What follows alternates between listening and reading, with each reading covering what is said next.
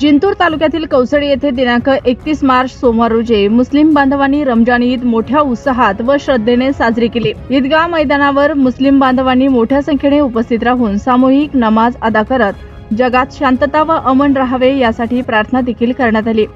या प्रसंगी एकमेकांना गळा भेट देत ईद मुबारकच्या शुभेच्छा देण्यात आल्या। सकाळी लवकरच नमाज अदा करण्यासाठी मुस्लिम बांधव ईदगाहकडे रवाना झाले होते। मौलाना इरफान सय्यद यांच्या मार्गदर्शनाखाली सामूहिक नमाज अदा करण्यात आली, तर मौलाना अजमत खान यांनी बंधुत्व, शांती आणि समाजात एकोपा टिकवण्याचे संदेश दिले। गावात ईद निमित्ताने शांतता व सुव्यवस्थेसाठी पोलीस प्रशासन सतर्क होते।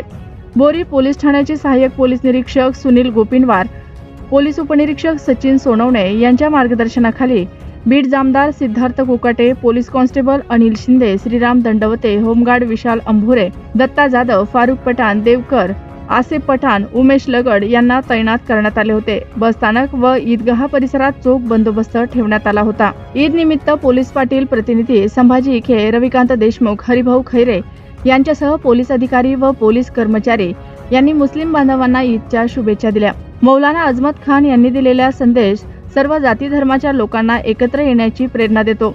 ईदच्या निमित्ताने सर्वांनी एकत्र येऊन शांतता, प्रेमाने एकमेकांच्या सुखादुःखात सहभागी होण्याचा संकल्प करणे आवश्यक आहे।